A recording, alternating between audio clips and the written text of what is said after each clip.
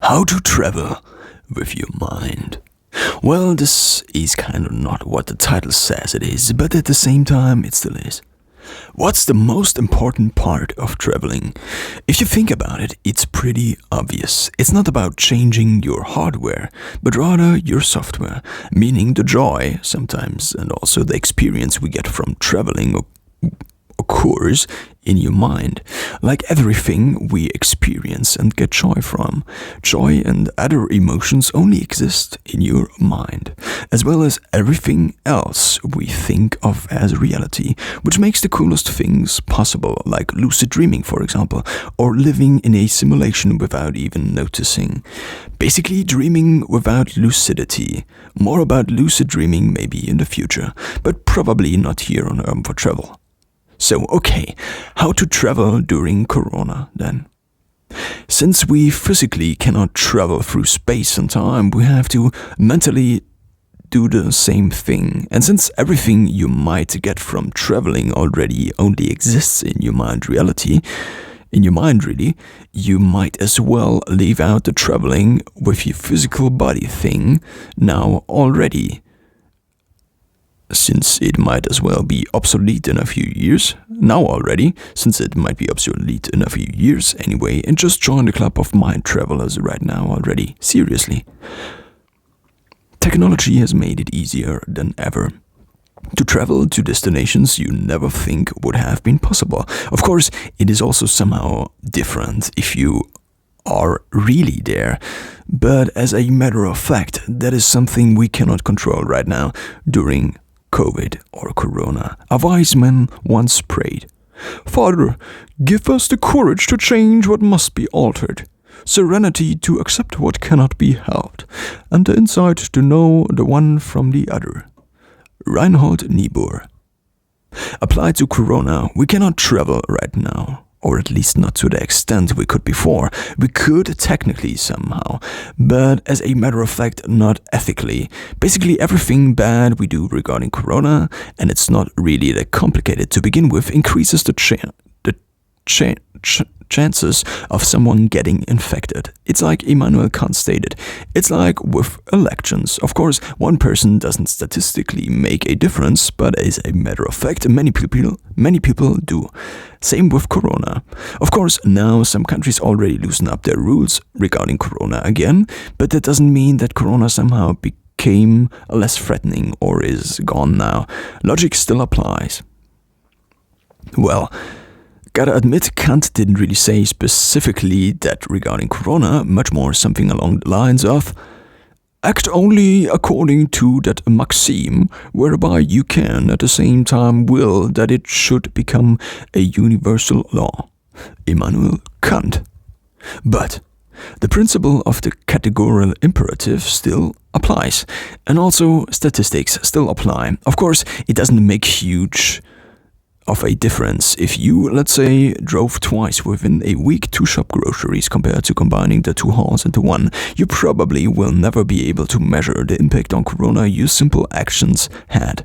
But let's say a few thousand or million people did this, then as a matter of fact, the probability of Corona spreading more due to the single matter increases. At least an increase is more probable than a decrease by millions of people shopping twice instead of once. So, citing the categorical imperative, if everyone did it, what difference would it make? Probably a bad one. Of course, this is very limited thinking, but it matches reality, so that's one thing we cannot change right now. But what we can change is how we deal with it. Stoicism 101. And what we can do with it is travel with our minds. Change your neuronal network, because that's basically already the core thing we get out of traveling, even if we could travel physically. So how to travel with your mind? Your brain is like a big three-dimensional fissure net. Neurons, the brain cells connected by a bunch of cables called axons and dendrites. Just think of them as cities or points of interest, and the roads or connections between those points of interest. and you don't have the time right now to go any deeper than this regarding your neurological structure. But what happens, of course, a little bit simplified, is this. By thinking, by being alive, your network changes. The bigger the impact of something is on you, the bigger the change in your neurological network will be. What you want is a big impact. If you want to change something, then regarding the size of the change, you want to get your impact maxed out. Of course, impact doesn't really imply that it is a positive one, but as a matter of fact, we also get long-term benefits of negative experience anyway. Not saying that you should make it your mission to chase things with negative impact, but for the most part, again, it belongs to the category of things we cannot really control, because we probably don't chase the negative impact of something, but it will happen. How to change something. Elon Musk really is a fan of simulation theory. Just by him promoting this idea, it probably already reached millions of people worldwide. And the funny thing is that it is the most likely scenario. I won't explain it in detail, but here is the short version. First, so these are the axioms of simulation theory. First, technology will evolve. Second, with technology, simulations will better up to a point where the human mind can be outthought, meaning you won't be able to tell anymore if something's real or simulated. Third, because computing capacity will be pretty damn big, there will be a lot of simulations. Fourth, since there are not that many real worlds right now, compared to simulations, chances are you don't live in the real one, but rather in one of the simulations. Fifth, since you cannot distinguish them, you and I might as well already live in a simulation. That's, well, not so reassuring, I guess. But hey, what are the chances of you being the Neo of Matrix and breaking out of the simulation? Yeah, well, practically zero. Also the fact Neo didn't really break out, but rather was only part of a bigger simulation, fulfilling his role as a plot device. Doesn't really help. Short, that's something you probably cannot change. Another fact, if simulation theory didn't convince you already with its logic, your brain, yes, your limited human brain, throws on a couple of from reality indistinguishable simulations every single night. And if you aren't a lucid dreamer, chances are you are not. Then you, as living through them, have no clue whatsoever that these aren't the real deal. They are called dreams. So if your own brain can trick you into thinking, well, it tastes like chocolate, I guess, this is the real world, and every single night, multiple times, then how on earth wouldn't it be possible for humans to recreate your brain's simulations power? The funny thing about dreams is this: you act like a total puppet in them, because your brain is simulating everything just in time, renders everything just in time, just being a few steps ahead of you all the time. Now we know that this assumption must hold true, because otherwise we, as the conscious self, living the dream, experiencing the simulation our brain just created, would get the fact it's not real. This leaves us behind with this knowledge. There is a part of our mind, at least active during dreams, we cannot access, powerful enough to create a simulation of the real world multiple times every night, which we cannot realize is fake. That doesn't really put you in the driver's seat of your mind, in the driver's seat of your mind, really. But back to traveling.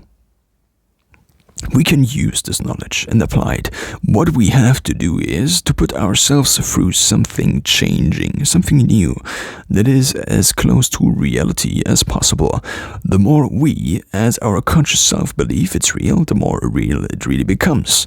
Your brain changes during you sleeping and experiencing your homemade simulation.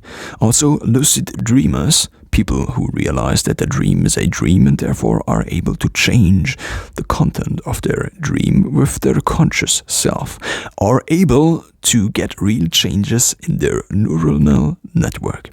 as if they had really experienced it. If they intentionally dream about exercising certain muscle groups, there was a measurable change within their neuronal network that was pretty close to the change occurring during and after doing the same exercise in the real world. So if you want to travel with your mind, get as real as possible to the real thing. Try to shut off everything disturbing. Ideally, you want to get into a flow state. Just enough work for your brain, just enough to be totally engaged, not throwing you off by the complexity of something resulting in you giving up. The cool thing is, technology changes more rapidly than ever before due to Corona. Everything is getting digital. Physical borders are diminishing, and physical movement in our three-dimensional world is now and also becoming less needed than ever before. Of course, the physical movement also is just part of our simulation anyway, and also happening just in our brain. But getting more real here, it previously was something that could potentially get in your way when doing things. I'm not saying that it isn't anymore, much more it's becoming less important. Which is good, because it lowers barriers for getting things done. Problem with traveling, of course, is by definition it is the movement in our physical world. For most people, moving to different locations on planet Earth. For people within Elon Musk's inner circle, which sometimes includes Jeff Bezos, other times not so much. Also other planets and space. Vast space. So what's the problem at hand right now? Not moving through physical space. Our limited moving through physical space. But since the world is moving out of this space faster than ever before, and all things already just happened in your mind anyway, you might as well just stay at home.